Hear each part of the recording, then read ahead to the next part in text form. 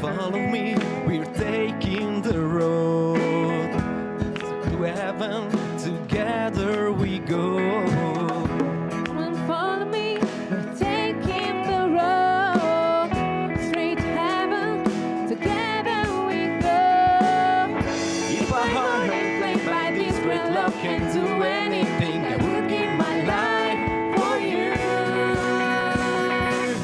No place I'd rather be, seeking holiness with you. When you look at me, I can see the rising Christ in you. No place I'd rather be, seeking holiness with you. When you look at me, I can see the rising Christ in us.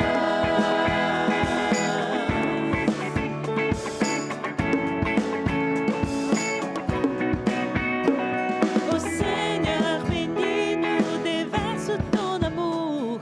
Ô Seigneur, bénis-nous, déverse ton amour. Riversa, Signore, la grazia su di noi.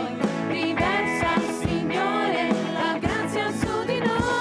Lord, rain down your glory, eternally on us. Lord, rain down your glory, eternally on us. Lord, rain down your glory, eternally on us. Lord, rain down your glory, eternally on us. Sei colui che ama in Cristo può dare la vita, io la darò per te.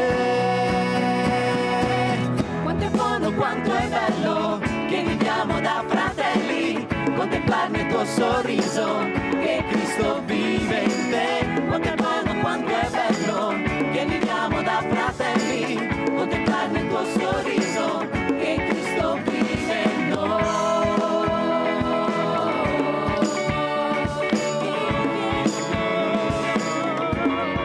Vive in noi.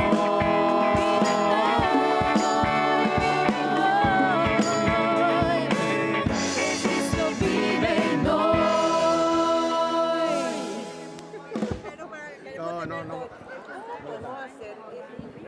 Sonido, sonido.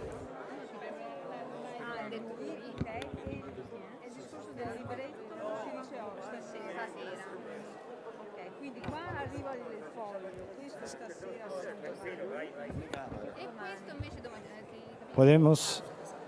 Podemos volver. We can come back.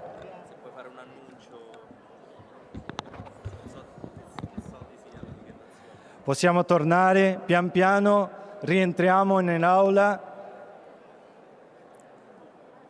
prendiamo i nostri posti, podemos volver, sentarnos nuevamente en nuestros lugares.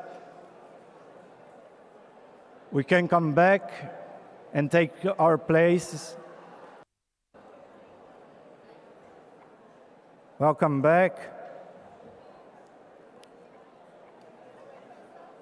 Podemos voltar. Vamos lentamente tomando os nossos lugares.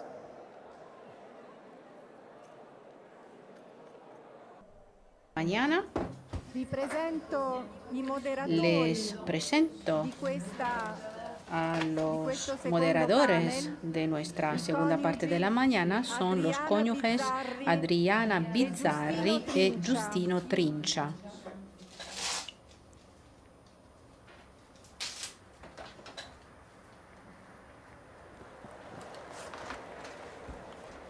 Sono sposati da 41 anni, hanno due figli, Tienen 41 años casados, tienen vivono e lavorano a Roma.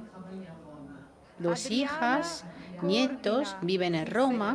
Adriana se ocupa de la coordinación del sector escuela de la Asociación Ciudadanía In Activa. ambito ecclesiale En el marco eclesial se ocupa de asesoría familiar y se ocupa también del comedor de pobres de su parroquia. è diacono Giustino es diácono permanente della diocesi di Roma, en la diócesis de Roma, direttore della Caritas es Roma. director de Caritas de Roma Insieme sono y impegnati juntos están comprometidos en el marco de la evangelización y de la e caridad in particolare sono membri y delle son cellule miembros también de las parrocchiali. células parroquiales de evangelización. Lascio a loro la Les parola. paso la palabra.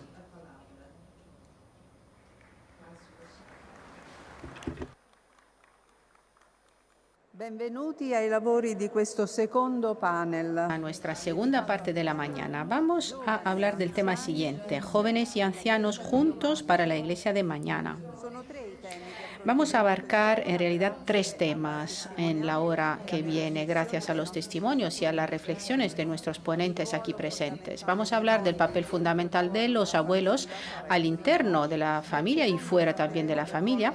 Luego vamos a hablar del papel de los jóvenes y de los abuelos en el camino sinodal intergenerazionali. y en el diálogo entre las generaciones, y vamos a acabar con el papel de los abuelos y ancianos en la pastoral de la Iglesia.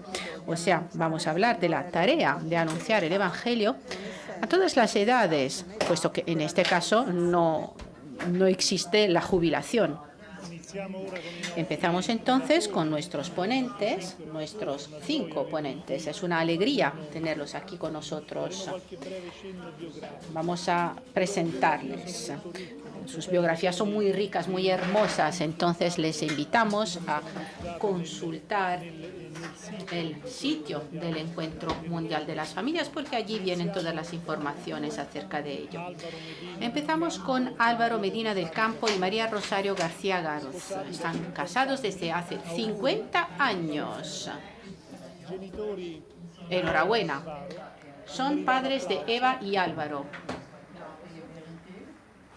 Genitori di Eva Decía que son los padres de Eva y Álvaro, abuelos de 8 nietos y bisabuelos de Madrid, y ambos están comprometidos en el movimiento para ancianos Vida Ascendente. Cada ponente tiene 15 minutos de palabra. Les rogamos, por favor, respetar su tiempo de palabra. 2 minutos antes de que se acabe, le vamos a recordar que se está acabando el tiempo. Entonces escuchamos ahora a Álvaro y María. Van a hablarnos del tema el papel de los abuelos.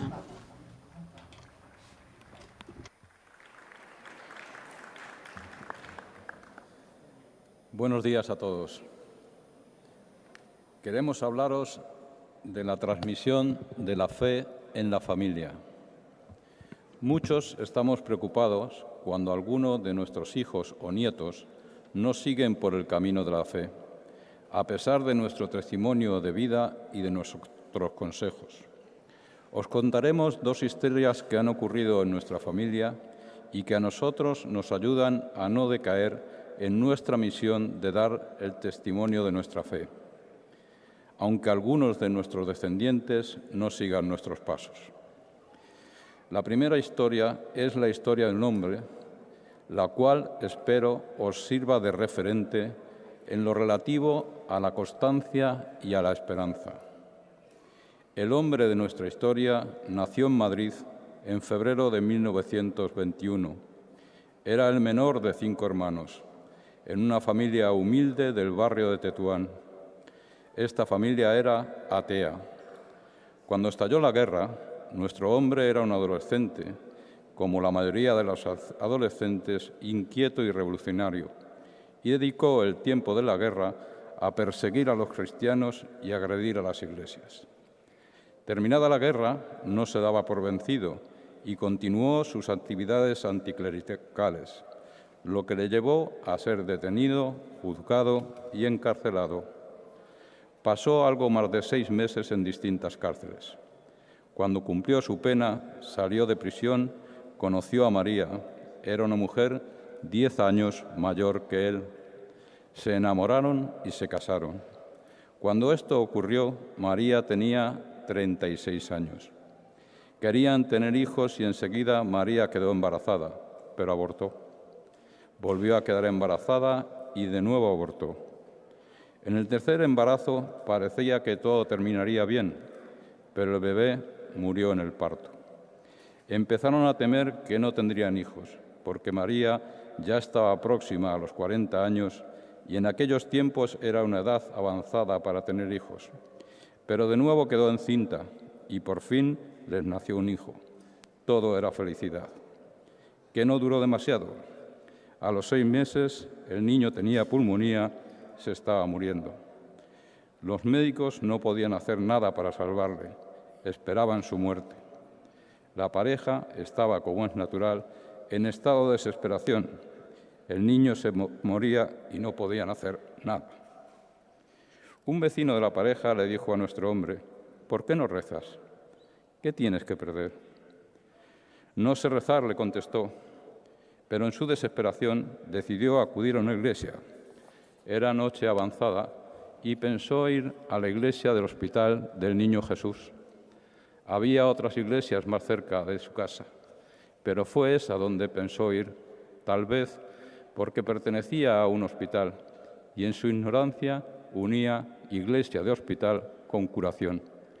Lo cierto es que cuando llegó a la iglesia elegida eran más de las 12 de la noche y estaba cerrada. Imagino a ese hombre desesperado, llorando en la puerta de la iglesia cerrada y sin saber rezar. Estando en esta situación, solo Dios sabe por qué, un sacerdote le vio, se acercó y le preguntó qué le pasaba. Aquel hombre, entre sollozos, le contó su drama y terminó diciéndole: «Aquí estoy y no sé rezar». El sacerdote le consoló y le dijo: «Dice que no sabe rezar, pero tú hoy has rezado más que yo. Vuelve a tu casa». Regresó a su casa caminando, porque el transporte público no funcionaba a esas horas. Tardó en llegar, ya que había algunos kilómetros de distancia entre la iglesia y su casa. Al llegar, su mujer estaba sentada con el niño en brazos y nuestro hombre no pudo contar lo ocurrido a María, porque ella no le dejó hablar. No entendía por qué, pero el niño respiraba bien, no tenía fiebre, no comprendía qué pasaba, pero su hijo estaba curado. Aquel hombre enseguida comprendió lo que pasaba. El Señor le había escuchado. Su vida cambió. El ateo se convirtió en cristiano y aquí comenzó su misión de apostolado. Comenzó a decir a sus amigos lo que le había ocurrido y el resultado de su primer apostolado fue que sus amigos le consideraron un traidor y le retiraron su amistad. Todo su entorno era hostil, pero siguió confesando lo que había pasado, aunque su apostolado iba derribando todo en su entorno. Se estaba quedando solo, pero no podía parar. Sin sus viejos amigos y sin conocer a nadie de la Iglesia, él seguía contando su historia a todo el que la quisiera escuchar.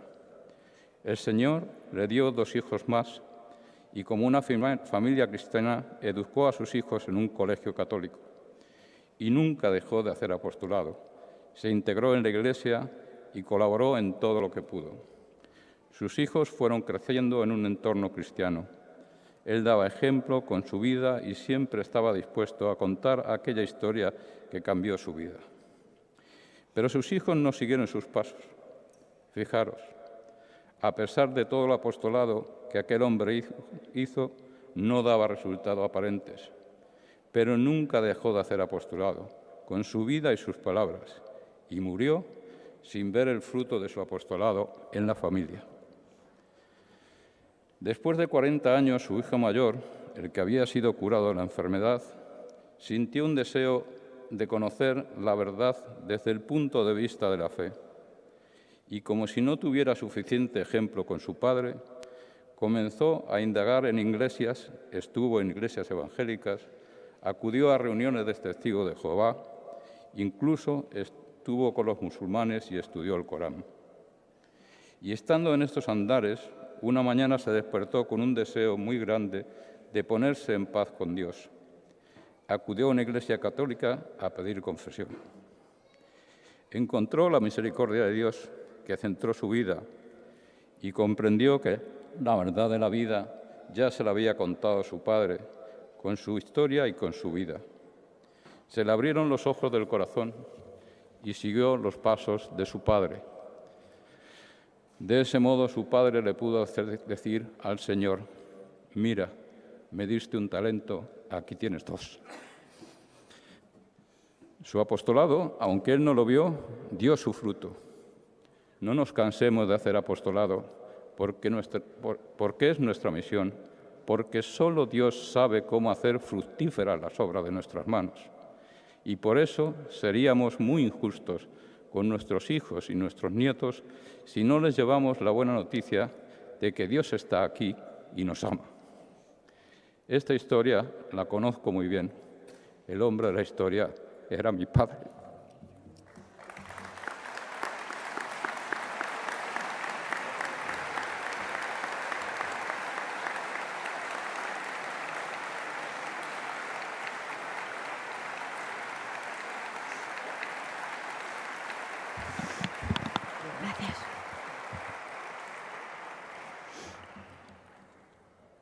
La segunda historia es la de nuestra hija Eva y nuestro nieto Víctor.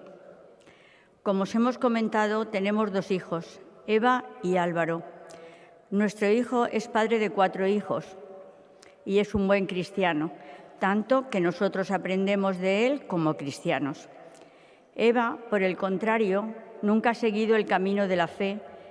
Es madre de 4 hijos, 2 chicas, Irene y María, y 2 niños, Víctor y Pablo. Su vida ha tenido muchos cambios. Con 15 años tuvo su primer novio, Luis, del que se separó al terminar sus estudios de educadora infantil a los 19 años. Conoció a su segundo novio, que se llamaba Vicente. Quedó embarazada de su primera hija, Irene. La relación con su segundo novio no duró mucho, y cuando Irene tenía 2 años, se separaron. Poco tiempo después, retomó la relación con Luis, su primer novio. Pasado un tiempo, decidieron vivir juntos, y fruto de esta relación nació su segunda hija, María. La relación de Eva y Luis era buena, y decidieron casarse, y nació su tercer hijo, Víctor. 4 años más tarde, Eva se divorció de Luis y decidió irse a vivir a una ecoaldea con una no organización que se llama Arco Iris y está situada en unas montañas en la provincia de León, en el norte de España. Dejó a sus hijos, su trabajo, a su familia, y nuestros esfuerzos por convencerla de que no marchara no sirvieron de nada. Tuvo que volver a Madrid para firmar los papeles de renuncia a su potestad sobre sus hijos y, estando en la casa donde vivió,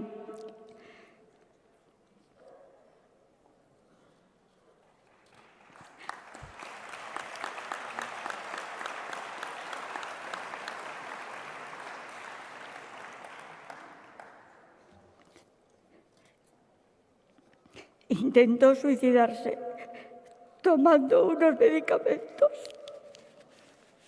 Espera. Nosotros estábamos de viaje y recibimos la llamada de nuestro consuegro, que nos comentó lo ocurrido y que Eva estaba ingresada en un hospital. Regresamos inmediatamente y, gracias a Dios, los médicos la salvaron la vida. Fue entonces cuando supimos que nuestra hija estaba embarazada de su cuarto hijo. Cuando salió del hospital, se vino a vivir con nosotros. A su debido tiempo nació Pablo, nuestro octavo nieto. Eva y Luis de nuevo retomaron su relación y Eva volvió a vivir en su antigua casa. Pero pasados 5 años, la pareja de nuevo se rompió y Eva, con su pequeño Pablo, volvió a la ecoaldea. La aventura en esta ocasión fue más breve. A los 2 meses de su marcha, sufrió un aneurisma. Fue ingresada en un hospital de León. Los primeros 12 días en el hospital, el pronóstico que nos transmitían los médicos era siempre el mismo: está en estado crítico. Pensábamos que se iba a morir y le pedimos al capellán del hospital que la diera la unción de los enfermos. Nos estábamos despidiendo de ella. Con el corazón roto de dolor y sin poder hacer nada por ella, totalmente desarmados, le pedíamos al Señor, no por su curación, sino por su salvación. Le pareció bien nuestra súplica al Señor y la volvió a la vida. Nos la trajo en sus brazos y nos dijo, aquí la tenéis, acompañarla vosotros a mi casa. Así es como nosotros entendemos la misión que nos ha dado y la que había sido nuestro martirio es ahora el centro de nuestra misión. Tanto que queriendo llevarla a la casa del Padre, es ella la que nos está llevando a nosotros. La enfermedad le ha dejado graves secuelas y ahora vive con nosotros. Eva no había bautizado a ninguno de sus hijos. Como veis, nuestra misión de transmitir la fe a nuestra hija y sus hijos no estaba dando resultados. Pero un año antes de su problema de salud, Eva nos sorprendió de nuevo, aunque en esta ocasión fue de forma favorable, y nos dijo que había inscrito a sus hijos Víctor y Pablo a clases de religión. No sabemos qué la llevó a dar este paso, pero pensamos que fue debido a que durante algún tiempo tuvo relación con unas misioneras del Verbum Dei, a las que nosotros le presentamos. Nosotros siempre hemos procurado transmitir a nuestros hijos y a nuestros nietos la fe que estamos viviendo, aunque los frutos no sean los deseados aparentemente. Pero hace 3 años, cuando ya hacía un año del incidente de salud de Eva, Víctor un día nos dijo que quería ser bautizado. Le preguntamos por qué y su respuesta nos conmovió. Dijo que pensaba que si estaba bautizado, el Señor escucharía mejor sus oraciones por su madre. El 15 de mayo del pasado año 2021, nuestros nietos Víctor y Pablo fueron bautizados. San Mateo cuenta la curación del paralítico, a quien Jesús le perdona sus pecados, y posteriormente lo cura no por su fe, sino por la de los que le llevan en la camilla. Si la fe de los camilleros obtuvo la curación del paralítico, cuánto más la fe de los padres y los abuelos que ven en sus hijos y en sus nietos que están postrados en la camilla de la vida y no tienen fe ni siquiera para sentir la necesidad de ser salvados, servirá para la salvación de sus seres queridos. La familia es un gran milagro, un secreto de amor entre padres, hijos y abuelos. Es un ámbito en el que Dios teje hermosas historias. La vida del hombre es un espacio de libertad creado por Dios para que el hombre vaya construyendo una historia de amor. Le damos gracias a Dios por este regalo de la fe y no nos cansaremos nunca de dar testimonio, aunque en apariencia no se consigan los resultados que deseamos. Ponemos toda nuestra esperanza en el Señor. Así sea.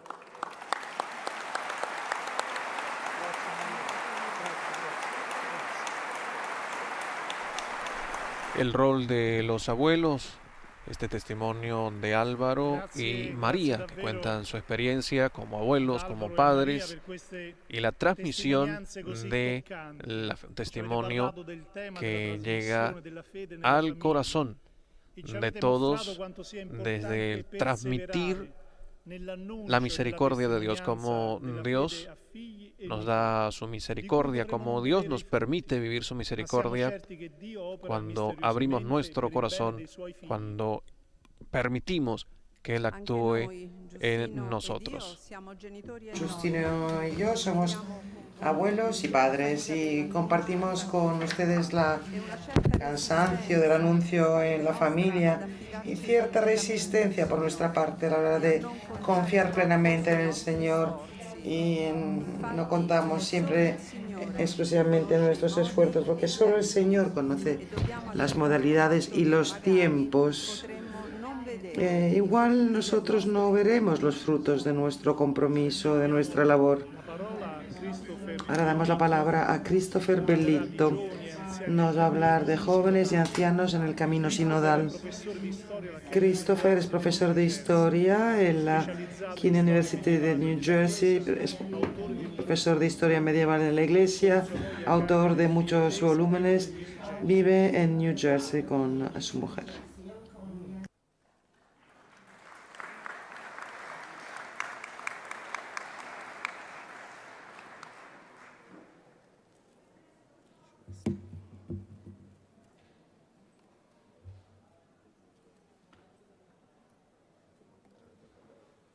Thank you for the invitation to speak today about. Gracias por la invitación a hablar hoy sobre las razones por las que deberíamos acercar a nuestros jóvenes, a las personas mayores y sobre las formas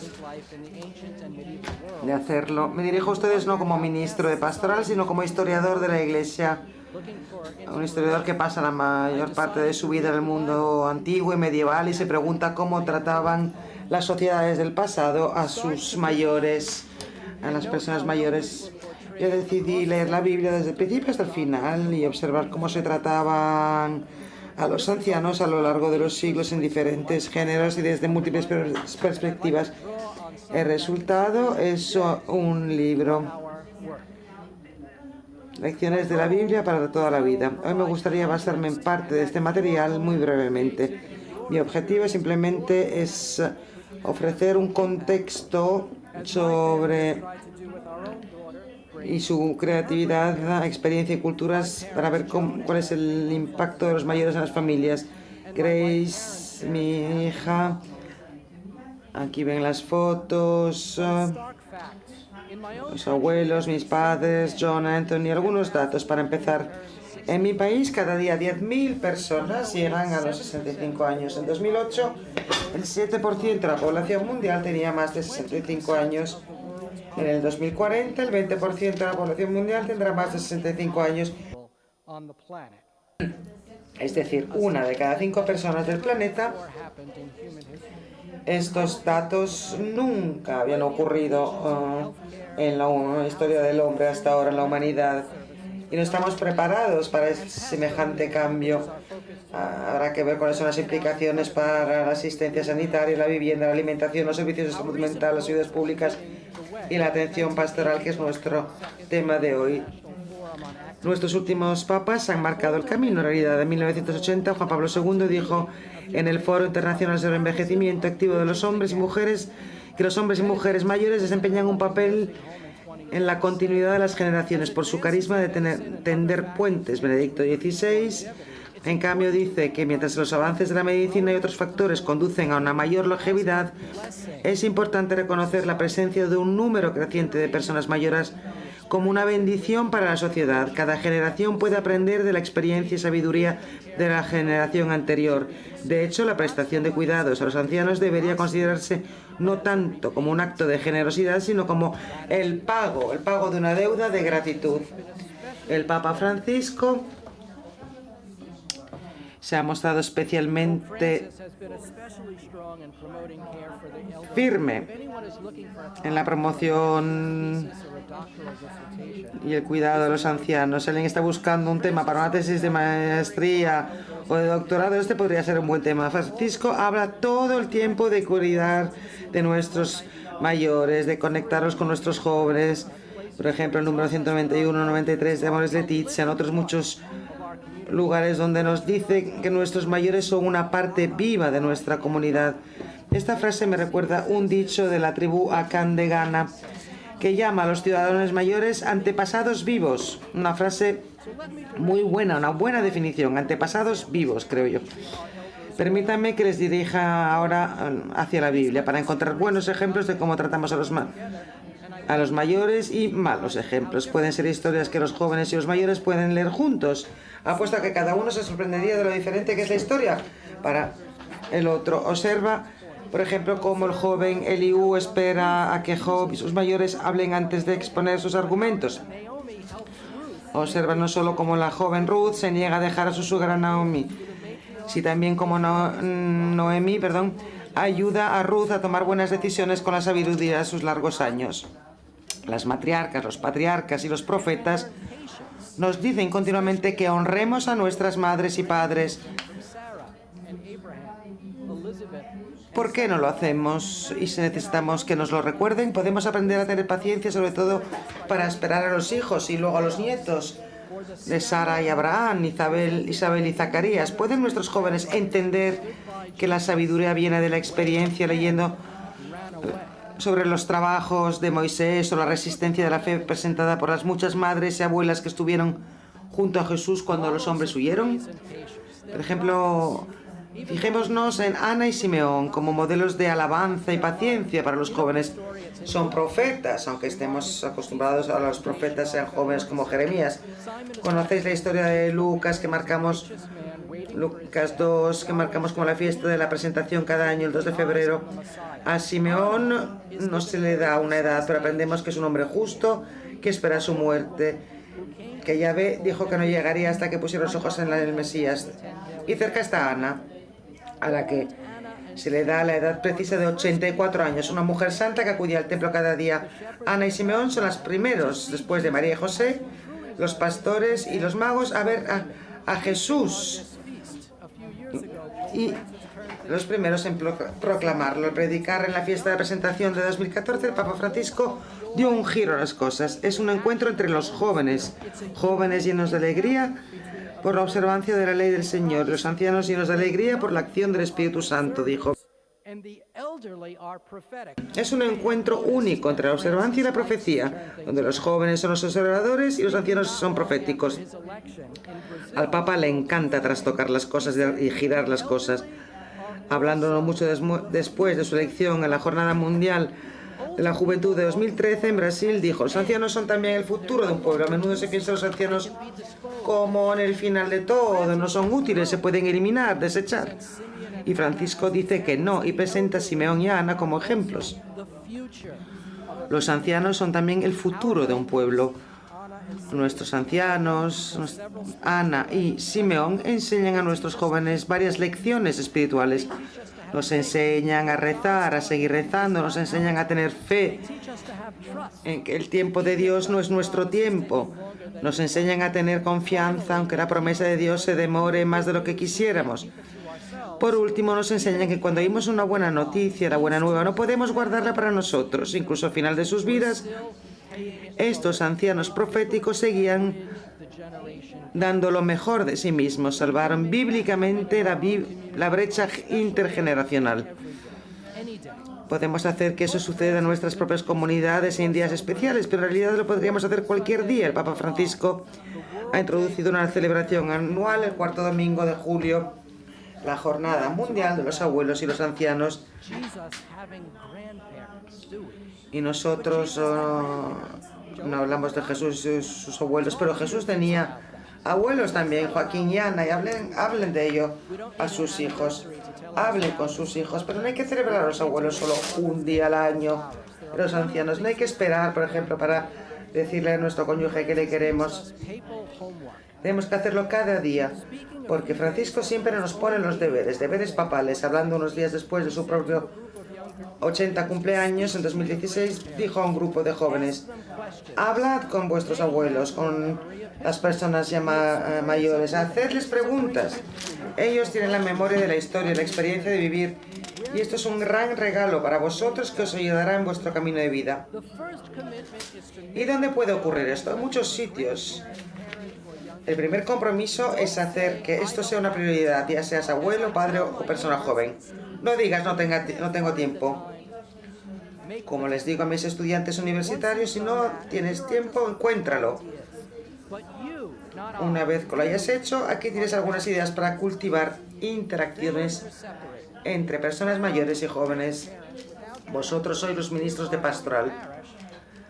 Las familias están separadas, emparejan a un abuelo sin nietos cerca, en una parroquia con nietos sin abuelos locales, y luego hagan cualquiera de estas actividades, hagan este tipo de parejas, organicen una noche de cine, una vez elige el mayor, otra vez elige el joven la película, hablen durante un tiempo, explíquense los unos a otros las diferentes cosas, las visiones de las cosas. pregunten, por ejemplo, a los jóvenes piden a los jóvenes que documenten las experiencias de sus mayores, grabándolas en algún vídeo o audio para que permanezcan más allá de sus vidas. Las historias a menudo son divertidas. Anímenles a contar las historias que nunca han contado. Planteen preguntas, por ejemplo, ¿cuándo llegaste a este país? ¿Cuándo saliste por primera vez? ¿Cuándo empezaste la escuela? ¿Cuándo te pasó algo duro? ¿Cuál es tu mayor arrepentimiento? Abuela, ¿cómo fue tu primera comunión, por ejemplo? Abuelo, ¿tú estás confirmado? Háblame de tu bautizo, del bautizo de mamá. Háblame de mi bautizo. Haced alguna actividad de voluntariado juntos. Tú fuiste un refugiado. ¿Cómo podemos ayudar a los refugiados hoy? Planteen preguntas difíciles. ¿Dudaste alguna vez de Dios? ¿Has tenido alguna vez miedo de no encontrar trabajo? ¿Qué pensaste cuando tu hermana tuvo cáncer? ¿Cómo lo superaste? ¿Acaso te has manifestado alguna vez por una causa político-social? ¿Qué ocurrió? ¿Tuviste miedo? ¿Qué precio has tenido que pagar por esta experiencia? ¿Te ayudó a hacer cosas difíciles? ¿Lo volverías a hacer? Haz que lo ordinario sea extraordinario. Los ancianos no son rápidos con la tecnología, los adolescentes sí. Pidan a los jóvenes que ayuden a las abuelas, sus abuelas con el teléfono o con Zoom. Emparejan una persona jubilada con una persona que tenga gran habilidad. Por ejemplo, un joven que esté pensando en adquirirla, puede ser cualquier cosa: una fontanería, enfermería, trabajo social, electricista, profesor, conductor de autobús, una persona que empiece su proceso de negocio. Y ahora, mi plan favorito: cocinar juntos. Aquí ven a mi madre con mi hija Grace. El día de Acción de Gracias, y siempre cocinan juntas una tarta. Compartan las recetas de familia, escriban estas recetas aunque no lo hayan hecho nunca. Sobre todo si nunca han sabido medir, por ejemplo, apunten un puñado de esto, una pizca de aquello. Cuenten la historia que acompaña la receta: un banquete, una boda, un cumpleaños, o igual, no sé, ningún acontecimiento especial, sino algo que les gusta hacer. Podría ser así: cuando llegamos a este país no podíamos encontrar este ingrediente, por tanto lo sustituimos con este otro. Cuando no teníamos suficiente comida, la estiramos de esta manera. Y luego coman juntos, coman a menudo juntos, pasen el tiempo juntos en la mesa, sin teléfonos, sin móviles. Permítanme concluir. Let me conclude. Just last month, Justo el mes pasado, el Papa Francisco llamó la atención sobre la figura bíblica de Judith, que vivió hasta los 105 años. Pasó su vejez dispensando sabiduría, contando historias, transmitiendo sus lecciones de vida. Como dijo Francisco, la vida de nuestras comunidades debe saber aprovechar los talentos, los carismas de muchas personas mayores, ya jubiladas. Están jubilados, pero que representan una riqueza que hay que valorar, que hay que custodiar.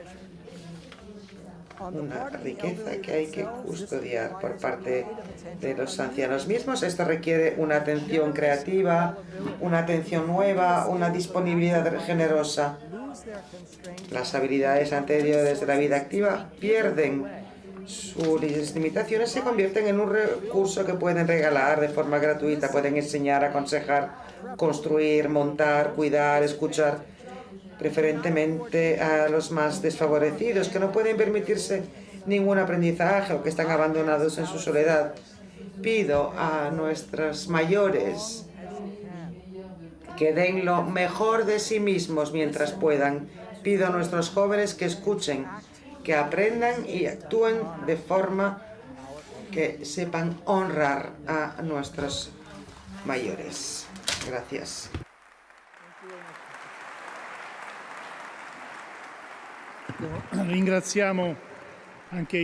El agradecimiento a Christopher por su testimonio, su ponencia Jóvenes y Ancianos en el Camino Sinodal, ese camino que juntos se puede vivir para crear iglesia, para vivir la iglesia doméstica también en esa relación de transmisión también de los valores cristianos, de los abuelos a los jóvenes y de todo lo que los jóvenes aprenden también de los abuelos. Y precisamente en este camino sinodal que vive nuestra iglesia, este camino sinodal que nos invita a escucharnos, a dialogar, y es el mismo diálogo que Christopher también recomendaba en su relación, en su ponencia, el escucharnos, el dialogar. Comunidades. A nuestra vez, estamos de acuerdo con lo que acaba de decir Christopher. Por ejemplo, durante el confinamiento, durante las larguísimas llamadas, hemos hablado con nuestra pequeña nieta de 7 años y al final hemos redactado un libro de cuentos.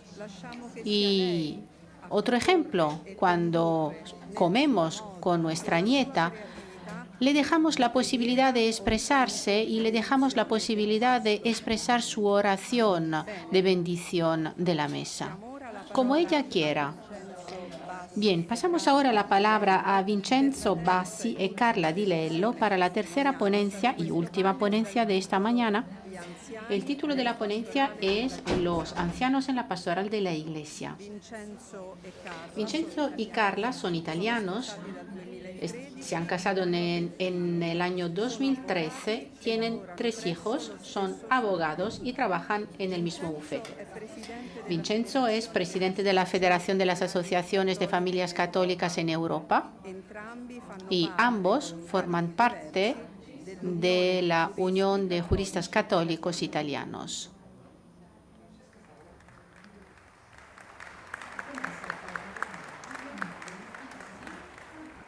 Gracias por su invitación y gracias por su paciencia. Esperemos que esta última ponencia pueda interesarles y les prometemos ser breves y ayudarles a clausurar esta mañana de trabajo de la mejor manera posible.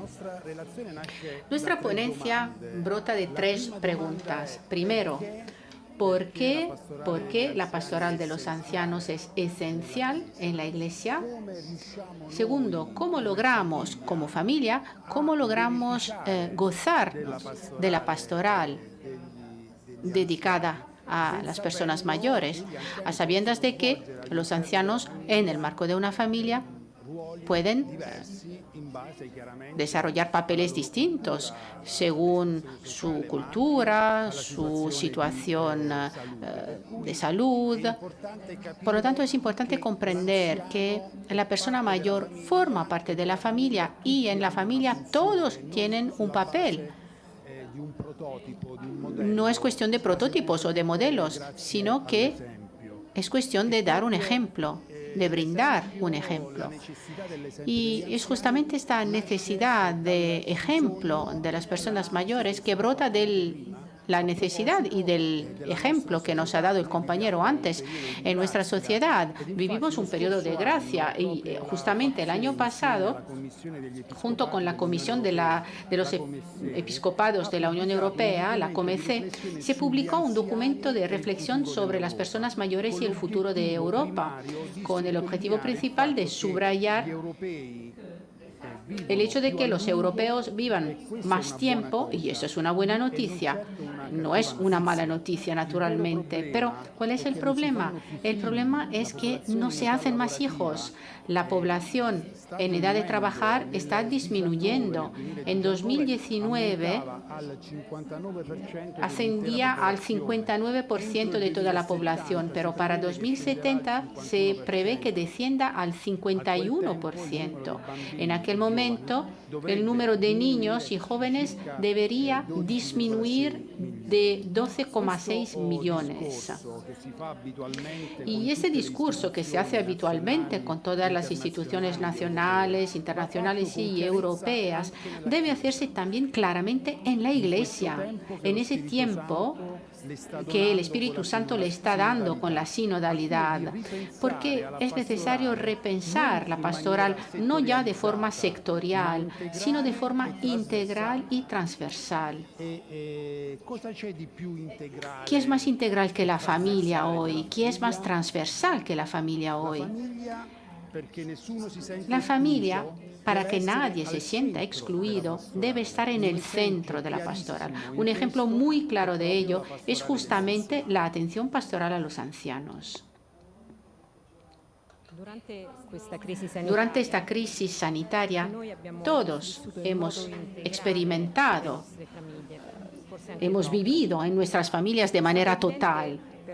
Ha sido evidente cómo el alejamiento de su propia familia, su familia de origen, o sea, las personas mayores, ha sido una de las mayores causas de sufrimiento para los ancianos. Y del mismo modo es evidente que en este tiempo de guerra, desgraciadamente, son justamente las familias las primeras que ayudan, que acuden para rescatar a los necesitados.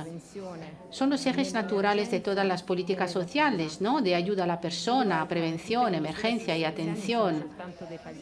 Las medidas asistenciales son solo paliativos, que por muy importantes que sean, nunca podrán sustituir la función fundamental y natural de la familia, que es la acogida. Como lo afirma el Papa Francisco en aquel extraordinario e histórico momento de oración y adoración celebrado en una vacía plaza San Pedro el 27 de marzo de 2012, nos dimos cuenta de que estábamos en el mismo barco, todos frágiles, desorientados, perdidos, pero al mismo tiempo importantes y necesarios, todos llamados a remar juntos, todos necesitados de consuelo. Nos dimos cuenta, de hecho, de que no podemos seguir adelante cada uno por su lado. Podemos avanzar solamente juntos. Los ancianos son las células de las familias en un instrumento pastoral. A partir de esas experiencias, no podemos dejar de constatar que la verdadera enfermedad de la familia es la soledad. Como siempre decimos, la familia no es un enfermo que hay que curar, sino que es la curación a esta enfermedad. Así también podemos reflexionar sobre el significado de la función de las personas mayores en el marco de una familia.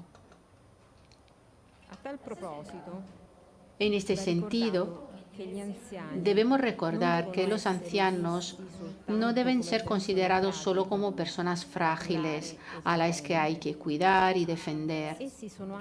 Son también actores, son también protagonistas a partir de la transmisión de la fe en las familias, de las tradiciones, pero también en nuestras realidades asociativas y eclesiales. No pueden considerarse como una categoría separada, sino que son parte integrante de este dinamismo que conduce a la Iglesia hacia afuera, incluso a través del diálogo intergeneracional. La familia alegre y unida es, de hecho, por su propia naturaleza, generosa, generadora y, por lo tanto, abierta, capaz de acoger a las personas mayores. Las familias, sin embargo, por el contrario, es cerrada si es precaria, o sea, si experimentando la fractura en su interior tienen miedo. Por lo tanto, el mayor temor de una familia no es el extranjero, el frágil o el anciano, sino que es la soledad y la falta de esperanza. En una situación tan difícil, la familia, que debería acoger y ser el lugar natural de la vida de los ancianos, es frágil, tiene miedo. Y también tienen miedo las personas y las familias que deberían ser acogidas. Por lo tanto, ninguna pastoral que quiera potenciar el papel de las personas mayores será realmente eficaz si no potencia precisamente esta actitud de las familias, una actitud que se traduce por la acogida y la generatividad. En otras palabras, el objetivo último de una pastoral que reconozca el papel insustituible de los ancianos debe ser el de hacer comprender mejor el papel y la función de la familia, que para realizar plenamente su vocación de acogida e integración debe desarrollar al máximo valores como el diálogo, el don y la ayuda recíproca. Pero no solo eso, precisamente la acogida y la integración del otro representan para las familias acogedoras una oportunidad y una palanca para hacer crecer, desarrollar e incluso evangelizar sus comunidades, que son a su vez redes de familia. De hecho, la cercanía entre familias y redes de familias constituye el verdadero éxito de cualquier proceso de acogida e integración. Por ello, una pastoral correcta y equilibrada que reconozca a los ancianos un papel esencial dentro de la familia debe aspirar a que nuestras casas sean cada vez más acogedoras, sean hogares y no pisos alejados de la realidad de nuestras comunidades. A este respecto, como ya se ha dicho y como bien se señala en el documento dedicado a las personas mayores y el futuro de Europa, es necesario invertir la perspectiva, que ya no identifique simplemente a las personas mayores como objetos de atención, sino que las ve como protagonistas en primer lugar en sus familias y junto con estas familias reconociéndolas como bienes comunes para toda la comunidad. En ese sentido, es fundamental que la iniciativa pastoral sitúe el cuidado en el centro, es decir, la relación y, por tanto, la familia como lugar privilegiado y natural donde se puede vivir plenamente el cuidado. Pero para ello, las familias no pueden quedarse solas,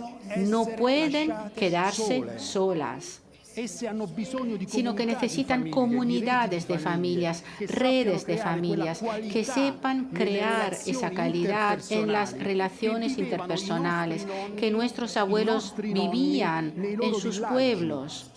Solo juntas las familias son verdaderamente generadoras, abiertas a la vida, acogedoras y sobre todo en la sociedad.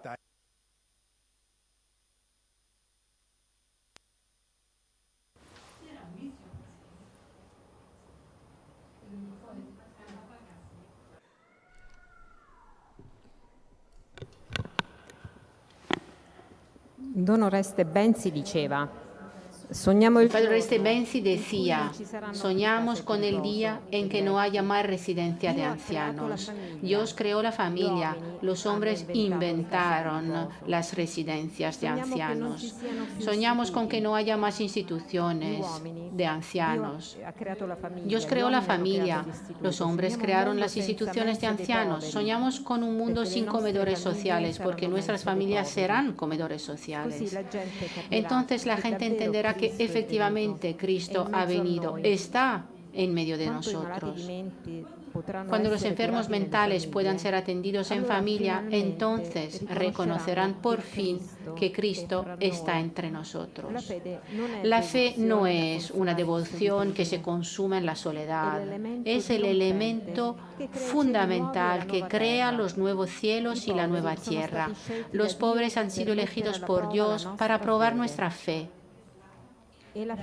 Y la familia, añadimos nosotros para concluir, es el lugar privilegiado para que esta dinámica de prueba de la fe se viva plenamente con los ancianos, los más frágiles, las personas solas. Y así esta dinámica fructificará, evangelizará por atracción, como lo escribe el Papa Francisco en Evangelii Gaudium y como lo había afirmado ya el Papa Benedicto XVI. La Iglesia no hace proselitismo, más bien se desarrolla por atracción, así como Cristo atrae a todos hacia sí por la fuerza de su amor que culmina en el sacrificio de la cruz.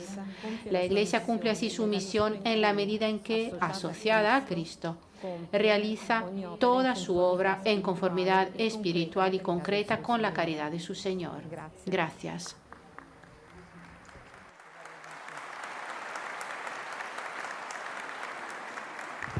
Escuchamos la ponencia de Vincenzo y Carla sobre la pastoral de los abuelos, también un espacio importante en la iglesia doméstica, el trabajo pastoral de los abuelos.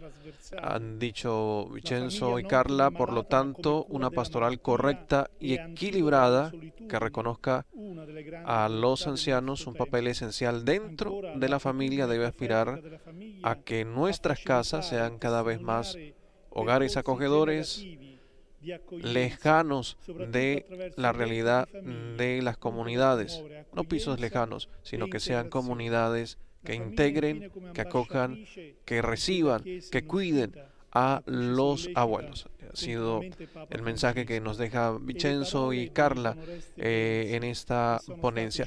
Han dicho también en este sentido, es fundamental que la iniciativa pastoral sitúe el cuidado en el centro, es decir, las relaciones, por tanto la familia como lugar privilegiado y natural donde se cuide y se atienda a los abuelos. Como pareja, en nuestra vida, desde el 1998, estamos viviendo lo que se describe en los Actos de los Apóstoles a través de las células parroquiales de evangelización. De hecho, en nuestros hogares, incluso en nuestro hogar, nos encontramos una noche por semana con pequeños grupos de personas que tienen edades, culturas y experiencias distintas. Pasamos una noche juntos para compartir lo que el Señor hace para nosotros y para sostenernos en la evangelización, sostenidos por la palabra. Concluimos alabando al Señor, dándole las gracias al Señor por estas historias, por estos testimonios. Gracias a todos ustedes por su atención, gracias a los que están conectados con nosotros y gracias a nuestros ponentes. Que aprovechen y nos vemos por la tarde. Así concluye esta ponencia, este segundo panel del 10º Encuentro Mundial de las Familias. A primera hora el tema fue matrimonio y sacerdotes juntos para construir la iglesia, y el segundo panel que apenas hemos escuchado, jóvenes y personas mayores juntos para la iglesia del mañana. Todo englobado en esta primera conferencia matutina de iglesia doméstica y sinodalidad. Recuerden que los materiales disponibles, también los textos de las conferencias, pueden ubicarlas en la página de este 10º Encuentro Mundial de la Familia. Disponible allí todo el material, la programación de lo que se vive en el aula Pablo VI de 10º Encuentro Mundial de las Familias. Este día, importante el centro que se ha tenido sobre matrimonio, sobre los jóvenes y también sobre los abuelos. Ahora el encuentro va a ser una pausa para el descanso, para el almuerzo, y en la tarde, a las 15:30 horas de la tarde, continuará la segunda conferencia, acompañar los primeros años de matrimonio. Radio Vaticana está transmitiendo en directo todo el encuentro en 5 idiomas, por si desean conectarse. Los idiomas son italiano, francés, portugués, inglés y alemán. Allí está el anuncio también desde el aula Pablo VI sobre el acompañamiento que hacemos desde Radio Vaticana con la traducción simultánea que nos ofrece la diócesis de Roma desde el aula Pablo VI. Y nosotros a través de Vatican News, Radio Vaticana, también con los medios de comunicación que retransmiten, entre ellos ESNE, El Sembrador, y también EWTN, y tantas emisoras que nos acompañan a esta hora en el Encuentro Mundial de las Familias. Atentos en la tarde con las conferencias, acompañar los primeros años de matrimonio, el amor familiar en la prueba, el amor familiar en la prueba, el amor familiar maravilloso y frágil, La traición y el perdón, el abandono serán parte de las ponencias que nos ofrecerá el tercer panel del día. Y luego, en el cuarto panel, acompañar la paternidad y la maternidad. A acompañar la paternidad y la maternidad necesitamos a los padres y las madres, adopción, la acogida, la opción cristiana, acogiendo la vida naciente y siempre.